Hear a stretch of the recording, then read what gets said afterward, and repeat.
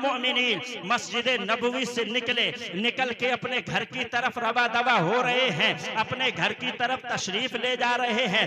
रास्ते में एक मुसाफिर मिला और मुसाफिर ने आपको रोक लिया। रोकने के बाद में आपसे सवाल किया, अमीरुल मोमिनीन मैं भूखा हूँ, मुझे खाना चाहिए, मुझे खाना खिला दीजिए। अमीरुल मोमिनीन हजरत उमर फारूक आजम ने उसकी तरफ उंगली का इशारा किया और अपने पीछे चलने के लिए कहा। जब वो हजरत अमीरुल मोमिनीन हजरत उमर फारूक आजम के पीछे पीछे चलने लगा, हजरत उमर फारूक आजम अपने मकान पे तशरीफ ले गए। काशानाई उमर पे जैसे ही हजरत उमर जलवा अफरोज हुए, अपने खादिम को हुक्म दिया, जाओ ये मुसाफिर हैं, इनके लिए खाना लेकर आओ और उनके लिए दस्तरखान बिछाओ। खादिम दौड़ता हुआ गया, खाना लेकर अंदर से आया, दस्तरखान लेकर अंदर से आया और लाने के बाद में उसने दस्तरखान बिछाया, दस्तरखान पे खाना लगाया, पानी रखा और रखने के बाद में कहा था मुसाफिर खाइए। वो खाना तनावुल करने लगा। इसी बीच में उसने कुछ बस बदमजहबी के अल्फाज अपनी जबान से अदा किए।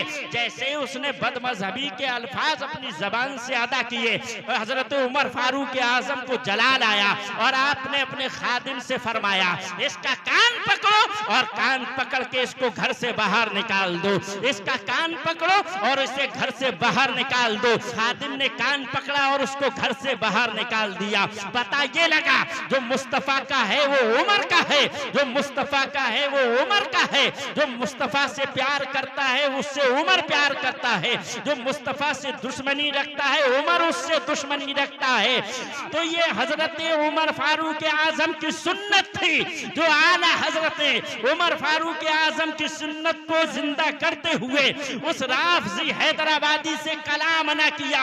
दुश्मन अहमद पे शिद्दत कीजिए, मुल्हिदों पे क्या मुरव्वत कीजिए, गैज़ में जल जाए बेदीनों के दिल, या रसूल अल्लाह की कसरत कीजिए, या रसूल अल्लाह की कसरत कीजिए। और आगे बढ़ता हूँ, हजरत इमाम मोहम्मद सीरीन रदी अल्लाह ताला अन्हु अपनी मजलिस में खिताब फरमा रहे हैं, अपनी मजलिस में बयान फरमा रहे हैं।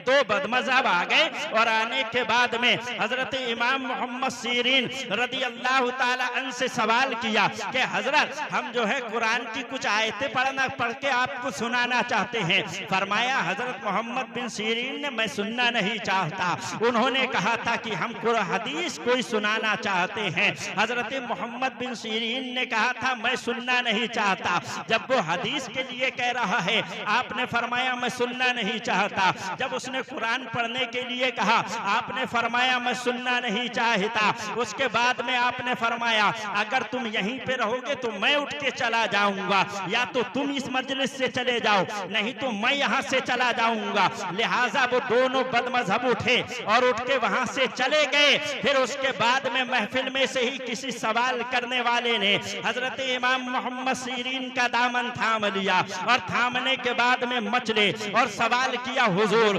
बात समझ में नहीं आई, वो हदीस का कोई जुज पढ़ रहा था, आप सुन लेते क्या हो जाता?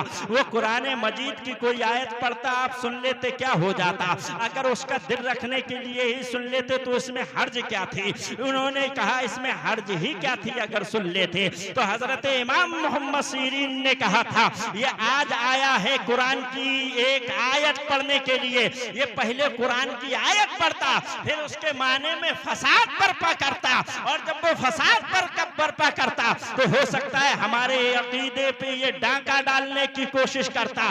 तो मैं इसको सुनना ही नहीं चाहता। लिहाजा पता ये लगा उमर की सुन्नत जिंदा करने वाले आला हजरत हैं, इमाम मोहम्मद सीरीन की सुन्नत को अदा करने वाले मेरे आला हजरत हैं, राफजी से मिले नहीं।